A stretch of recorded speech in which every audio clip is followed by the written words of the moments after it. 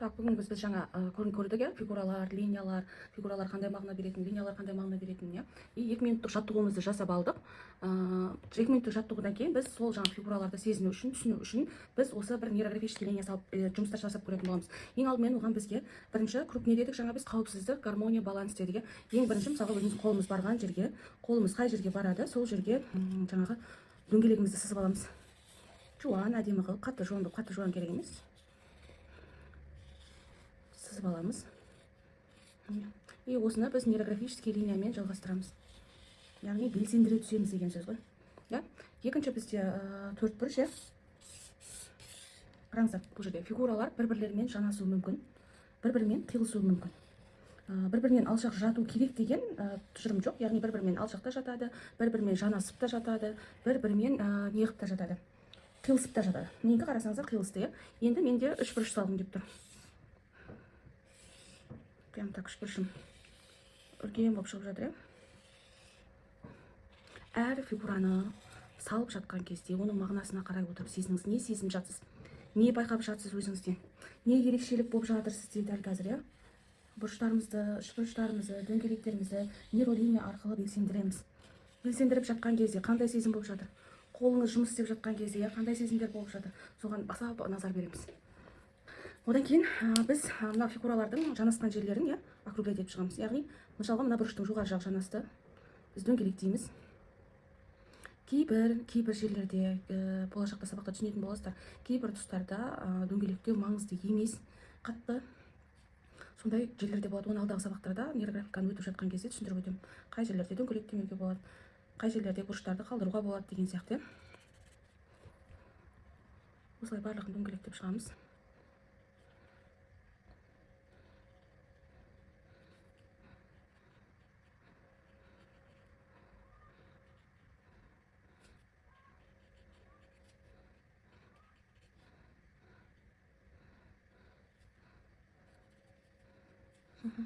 Барлық жағын осылай дөңгелектеп шығамыз. Түсінікті ғой, Осыдан кейін біз уже нейрографический линияны жүргіземіз. Естеріңізде болсын, тағы бір нәрсені айтып өтейін. Маңызды нәрсе.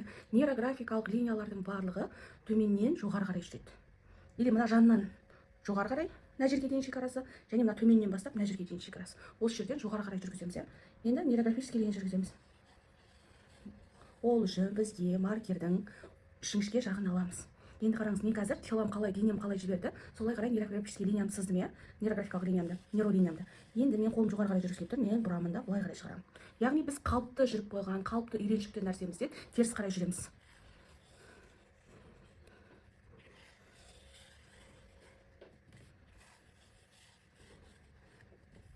Осылай нейрографический линияларымызды жүргізіп шығамыз. Как-то мен мына жерден алып, былай қарай шыға жүргім деп отыр. Мына жерден жанастырып алып, былай қарай шыға. И нейрографический линиямды сызып жатқан кезде сезімдерге аса мән береміз. Енді қараңыз, осылай сізде қиылысқандар көбейіп кетуі мүмкін. Қорықпаңыз, қаншалықты көп шыққан сайын соншалықты маңызды. Әр салып жатқан кезде қазір сезімдерге мән беріңіз. Қандай сезім келіп жатыр бойыңызға? Не сезініп жатсыз? Қорқыныш па? Или қуаныш па? Или үрей ма? Или қобалжу ма? Қандай сезім болып жатыр? Не сезініп жатсыз? Өте мән беріп отырыңыз. Одан кейін денемізге мән береміз. Денеңіз не сезіп жатыр? Яғни, қалай айтсақ екен, денеміз біздің сана туралы сабақ болады, бізде келесі сабақ дене туралы айтыламыз. Осы именно не туралы.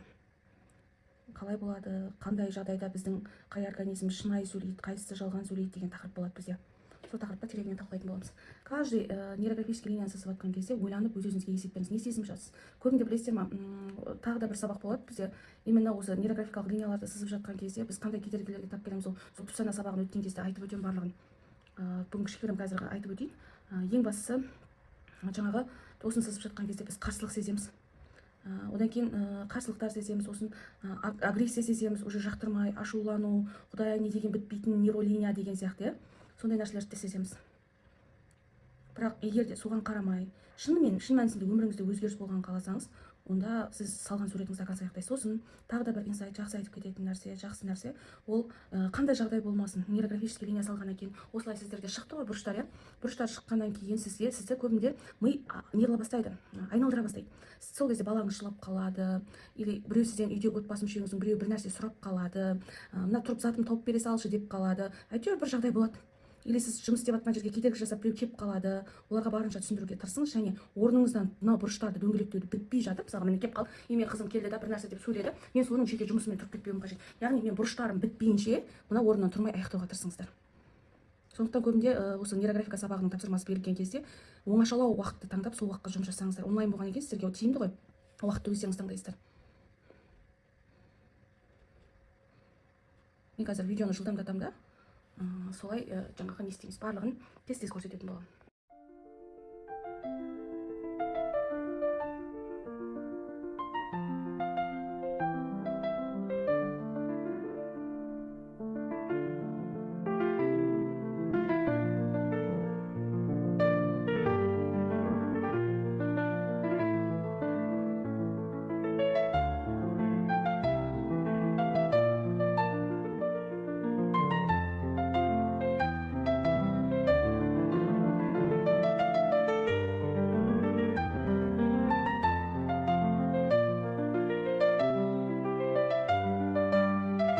Өздеріңіз көріп болғанда мен дөңгелектеп біттім, барлығын дерлік.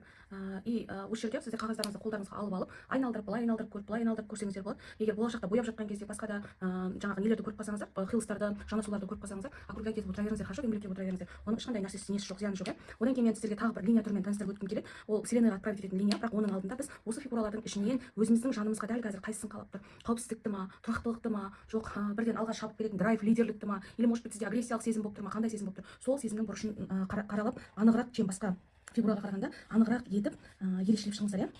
Яғни оны үлкен жуан маркермен де істесеңіздер болады, немесе мен сияқты осындай маркермен де жасасаңыз болады. Жуан дегенім мен сіздерге алдын бірінші сабақта көрсеткен едім ғой, мына маркермен. Онымен жасасаңыздар мысалға бір-ақ рет сызып шығасыздар болды. И бұның да жаңағы сызғаннан кейін бізде жаңағы қайтадан неміз пайда болады, бұрыштар пайда болады. Міне, менде более-менее тұрақтылық қатты маңызды болып тұр. Сондықтан мына жердегі де енді сызықтарды біз округлять етіп шығамыз, яғни бұрыш болып қалған жерлерді ішінен сыртынан қарап шығамыз.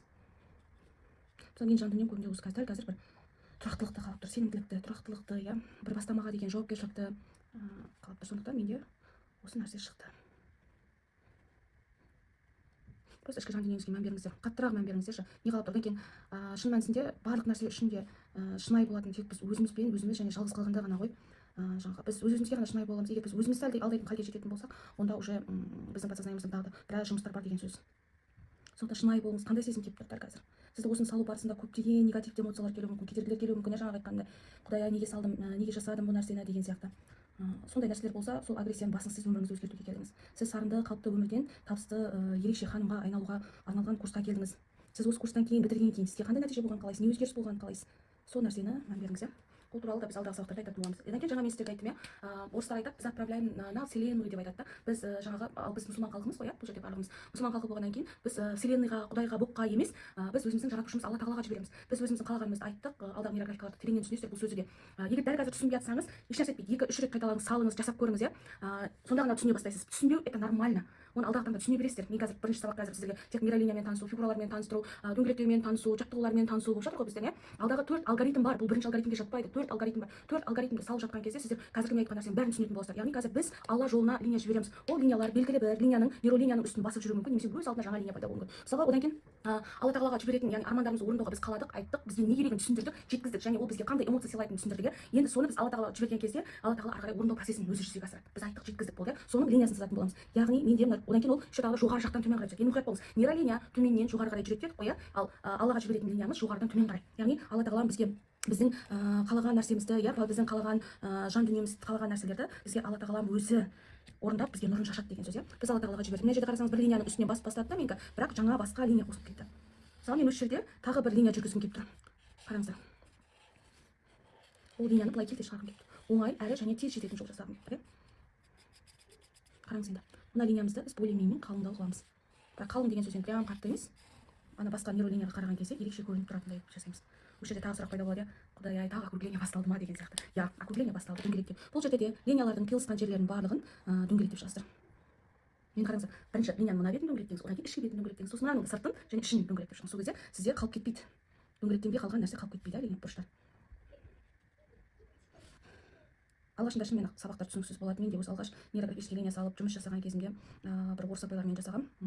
Енді ол кісі мен прям так заставить етті, сен істейсің, жасайсың деп, мынандай маркердің мен 5-6-ауын сындырғам алдында отырып. Сонда құдай-ай, мына орыстарды қаяқтан тауып алдым.